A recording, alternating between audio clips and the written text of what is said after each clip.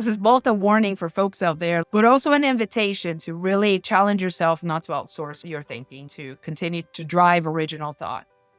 Welcome to Daring Breakthroughs, the podcast that is obsessed with helping professionals at all levels build unstoppable confidence, gain crystal clarity, and create powerful networking connections to create a competitive edge.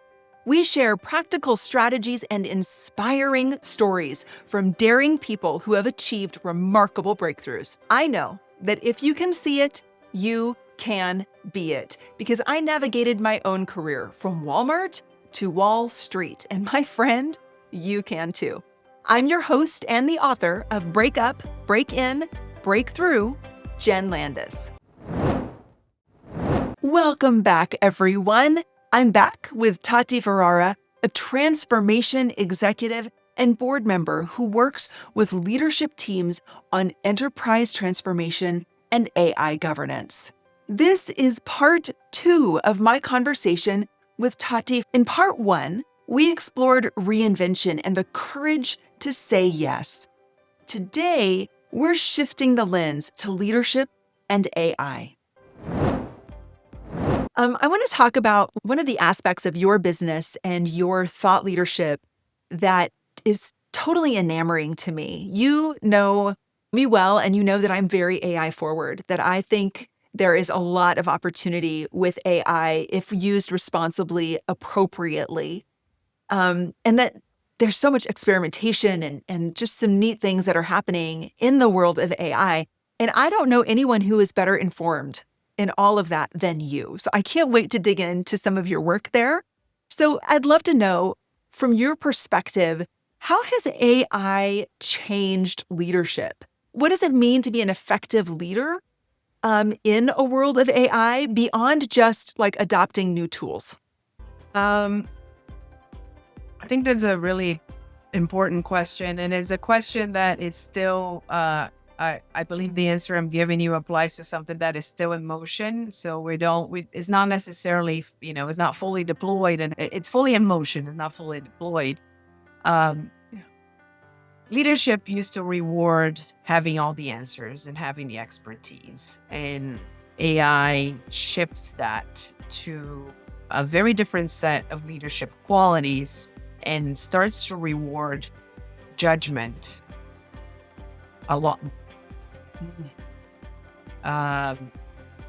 Leaders will still have a choice. They will just have more options. They will have better options, in my belief. They already have better options if AI is deployed appropriately. There's a part of me that believes that that's going to be reduced tremendously. There's part of me that hopes that it will be the end of busy work. That will be the end of the output culture of output for the sake of output, productive for the sake of producing something. Something is not enough. It has to be the right something. It has to have the quality. And as leaders, I think will be looked at more and more and more to drive what this new economy is. How leaders will be looked at, how you're going to manage it, how you're going to steer, and how you're going to shepherd people through this change. So I think leadership has been elevated in so many different ways that cannot, the 30% that only humans can do. I have my 70-30 framework. There's 30% that only humans can do well. Leaders will be very challenged there. And the leader that thinks that AI is going to automate that is in for a rude awakening. So I was talking, Tati, to a PhD friend of mine who's an executive coach. And this insight I'm going to share with you is not grounded in a specific study. It's just observational data that she related to me that I found was fascinating. And she said that as she's been working with some of the up-and-coming executives in her practice, that she's actually seeing a reduction in the executive functioning of the brain and the ability to think really critically. She believes in part because of the never out of your sight, never far from your hand cell phone and, answers that are Googleable even before AI. And so it's had me thinking about, wow, if you try to relegate your thinking to AI, I can see how you would actually become a less critical thinker, which is the exact opposite of what we need from leaders in an age of AI, where AI can do so many things. We do need to be critical thinkers, and we need to be careful and question everything to make sure that we actually do agree and that it's headed in the right direction, right? It takes a lot of oversight. I had another woman tell me that think of AI as the most skilled intern you've ever worked with. I mean, how important is it that leaders make sure that they are being critical in their evaluation? And how do we guard ourselves against this desire to want to delegate thinking to AI? It almost sounds like you watched our podcast episode a couple weeks ago. We talked exactly about this topic. My position in this is very, very, very black and white. We cannot outsource our thinking. Yeah. Period. The moment you outsource your thinking, it's going to be very tempting, to your point. I taught a class to a group of MBA students a few weeks ago where I said, it's going to be very tempting to outsource your thinking because it's very easy to outsource your thinking. But that is precisely what you have that works and gets augmented by AI. And I'm not talking about, by the way, using AI to polish your work. Everyone should be. But I can go on LinkedIn and 8 out of 10 times I can tell if a post is completely written by AI because there's no original thought. There's a lot of, sometimes they're quite long, and you read them and you finish and you go, what was this? What did you say? What was your point of view? Where is your stance? So I think that no different than before, the best leaders and leadership is not elevated by picking the middle lane. If you don't make decisions, if you don't take a stance, if you don't have a position, it doesn't go very far. You can hide for a little while, but it doesn't go too far. And I think in the very same way with AI, it's only going to be clearer faster who is in fact still producing original thought, who is in fact still not outsourcing their thinking. AI is and it will continue to be the most powerful tool when it augments the human thinking. There are certain qualities of our thinking, and we can have a philosophical discussion about how that's going to change over time. Although I agree with your friend, and I've heard this many times, it's kind of like an intern. It's actually better than an intern now, and in some cases it might be smarter than us in some things, and it's okay.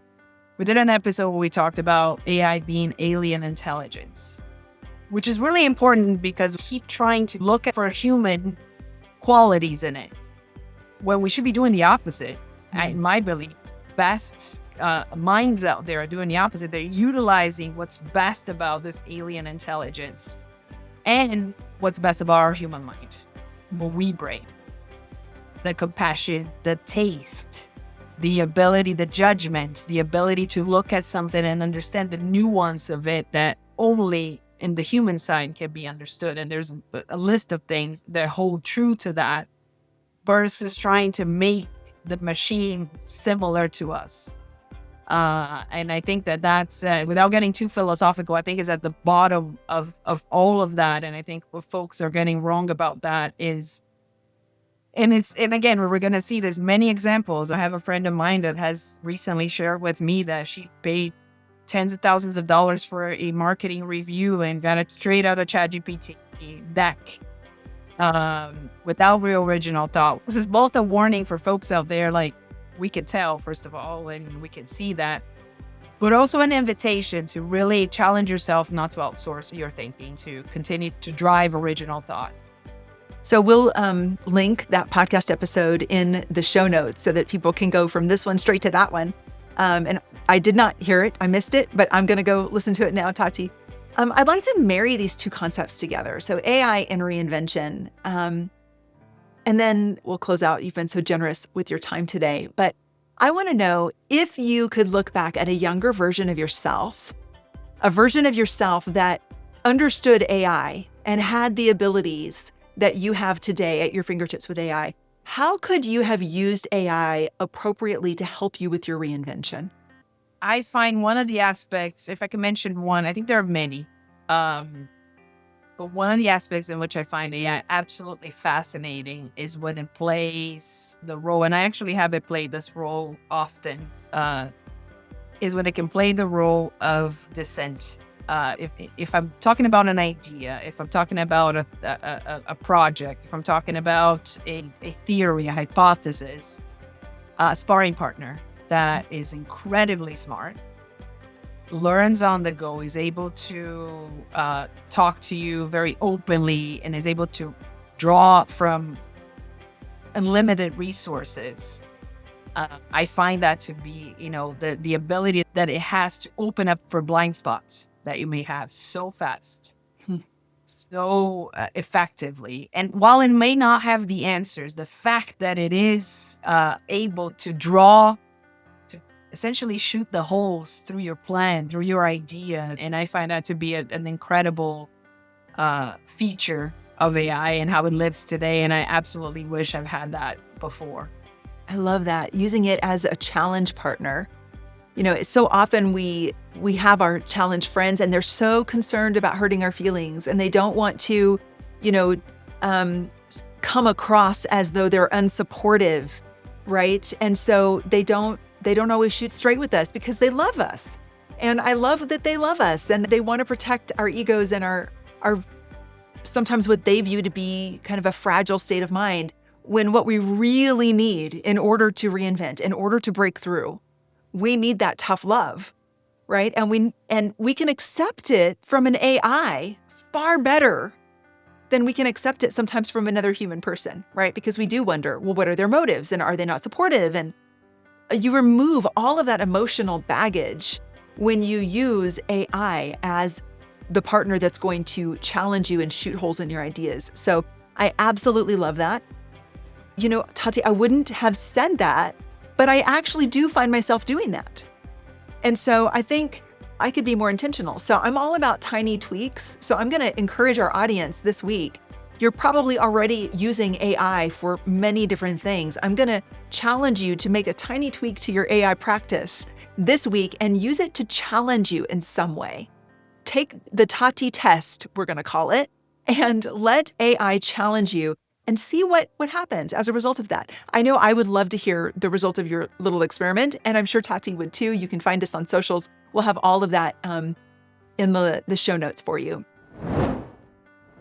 Tati gave us a lot to think about today. So as you think about what you heard, reflect on where you might be outsourcing your thinking. I know I will.